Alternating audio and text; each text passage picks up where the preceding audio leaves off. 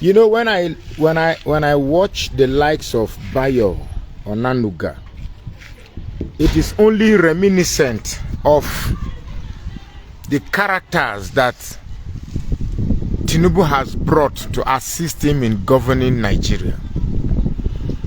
Now, for me, Bayo Onanuga represents those class of Yorubas that live and feed off the hatred for the Igbos. Now, there is no doubt that this administration is by far the dumbest administration that has ever climbed that podium in Aso Rock. The dumbest. When they came into power, and we all know they had nothing to offer, they only fed off the sentiments of tribe and religion. We knew they were not going to do anything.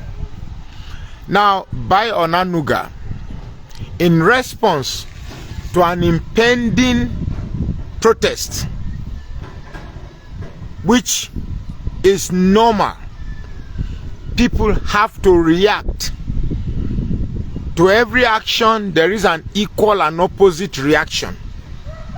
In response to a credible information of an impending protest, what you can do is blame game, is to indulge in blame game. Truth is that as much as civilization is evolving and people are getting all the more wiser every day, it's more like the people behind Tinubu and Tinubu himself are getting the more dumber.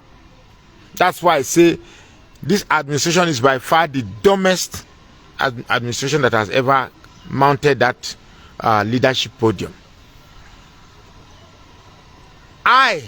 Magnus Oraka, I grew up in an environment where I was nurtured to also dislike the Igbos without knowing it.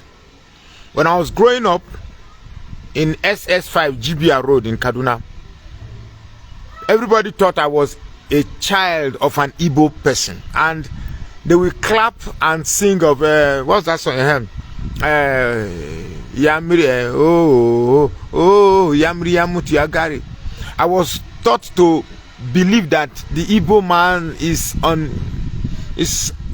necessarily inferior in terms of our existence in Nigeria. Only to have a different thought when I was growing up. Now, here is what I think. My life has changed so much when I started embracing the fact that if I want to be better, I have to learn from the Igbos. I learn from people. There are things I will learn from the Hausas. There are things I will learn from the Yorubas. There are things I will learn from the Igbos. And one of the things I know that I will learn from the Igbos is their perseverance. Look, the Igbo man has taught himself that, look, government or no government, he must survive. Let me tell you something. No matter how hard this country becomes, the Igbo man will always scale through. You taught them. You taught them. You made them evolve a genetic ability to withstand pressure, a genetic ability to withstand any type of challenge, any type of difficulties. So when you are now pointing fingers at Peter Obi on account of your failure, I want to tell you that people are all the more wiser. There is nothing you can do to misdirect our observation to know that yes, you have indeed failed. You have indeed failed. Look, let me tell you something. If Tinubu had not rigged the election, Tinubu cannot even come fifth. If I go into an election with Tinubu cannot even come fifth before me. Well, I am not surprised at all. I am not surprised. Gentle Mike, this man is senseless. I hope you are referring to your father. I just hope you are referring to your father. If it's not, if it's me you are referring to, I'm sure you are mistaking me for your dad because I look like your dad. Okay, so here we are. The country is what it is, and nobody will pretend not to be feeling the crunch. Anybody that is still trying to make a case for Tinubu and this administration is just plain being mischievous. Just plain being mischievous.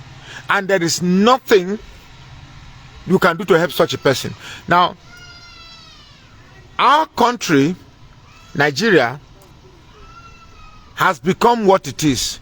The children we are giving birth to today don't have a future. Certainly don't have a future. So if these children are now coming up to say that, look, hey, we have to protect our future, it is their inalienable right to do so. I grew up at a time when my textbooks were free, my pencils were free, my notebooks were free, my class was free. I had a locker to myself. I would take the ones I'm going to read to school, come by. It wasn't a private school, it was public school. And I was given food, I was given soap. Who is this say I can't stand Tinubu? Who be Tinubu? Who be Tinubu of Vista? Take all the stolen money of Tinubu out of the equation. He is a nobody. Take all the stolen money and all the money he has, all the illegal money he has. Tinubu is a nobody. How can somebody becomes a billionaire without visible companies inside? He is not a manufacturer. He is not producing anything. He's just basically ripping off money from Lagos. And it will be an insult to compare me with Tinubu. Although those who believe that the measurement of success is the quantity of money in your possession will classify Tinubu as a successful person. Tinubu is not a successful person to me. I will not aspire to be like Tinubu at all.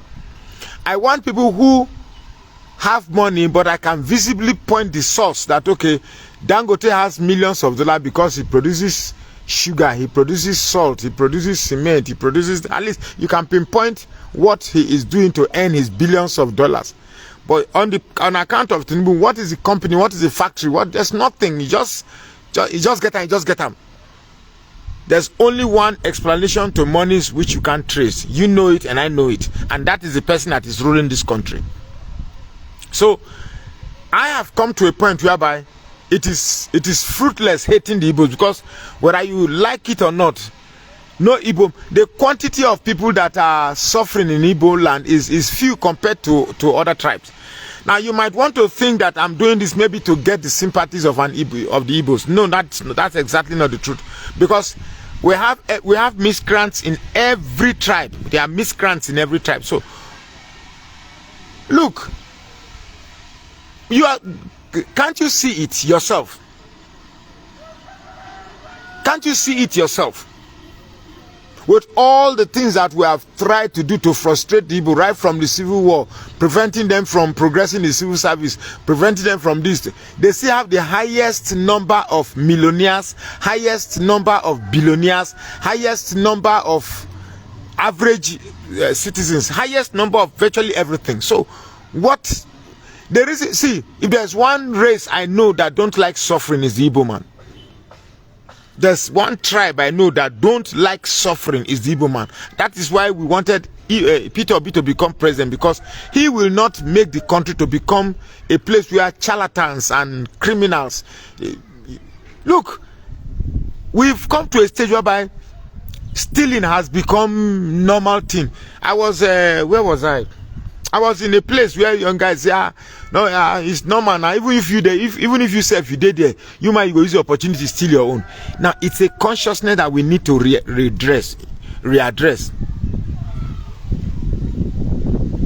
Your personal attack on Tinubu, let me block this idiot. I don't.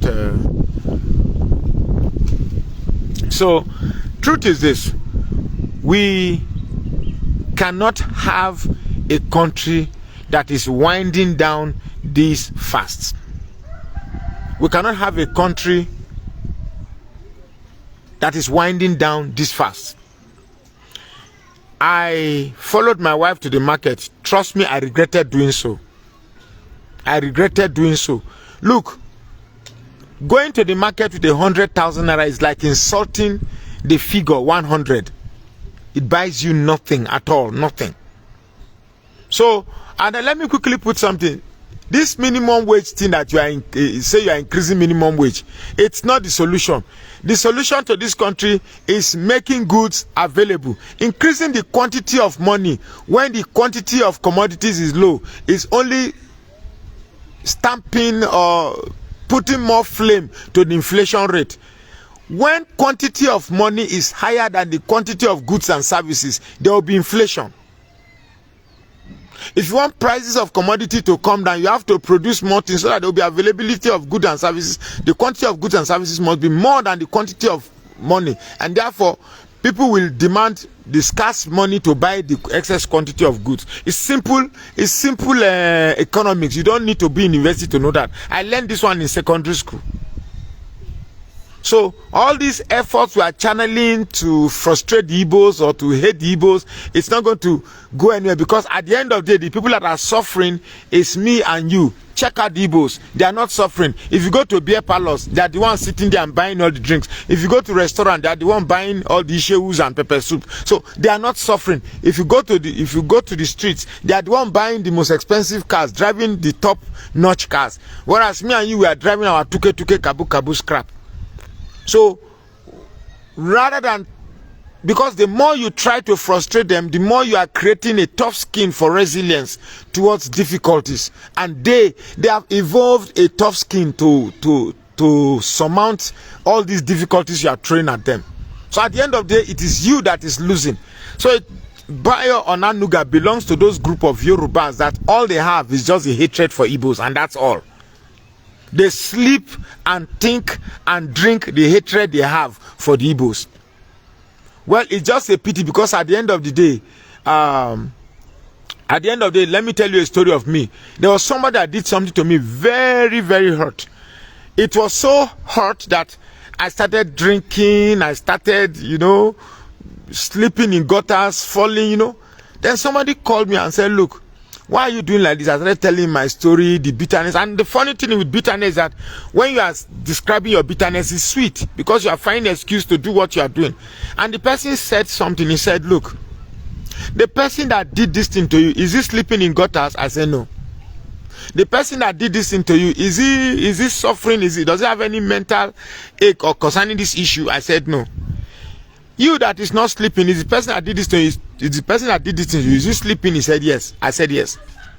So who is losing? You that is hot, you are losing. The person that hurt you is gaining. So turn the table around. Go and meet the person and show the person that you are stronger, you are happier, you are this. In that way, the person will feel guilty. And therefore, I took the advice. Today, I am sane, I am clean, I'm talking, you are listening.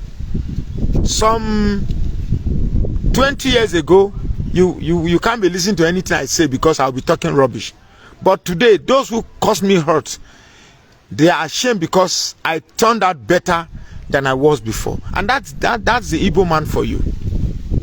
You're trying to wear them down, trying to suppress them, but they eventually come out better. They are the ones producing cars. They are the ones with the airlines. They are the ones with the supermarket. They are the ones with the hotels. They are the ones with everything. Doesn't that tell you something, that you are wasting your time?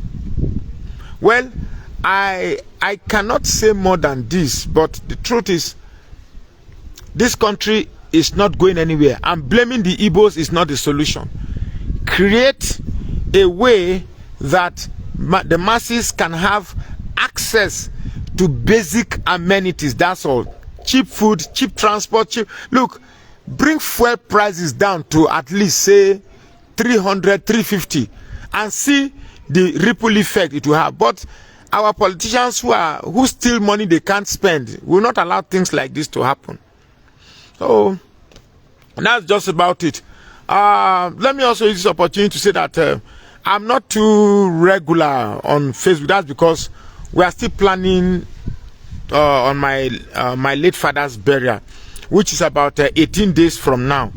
And I've told you the stories more severally. So please, we still need, we're still raising funds. If you know you are my fan and you feel like putting a thing or two there, I will post the WhatsApp link below this video so that you can join us and render your assistance in no little way. We will appreciate.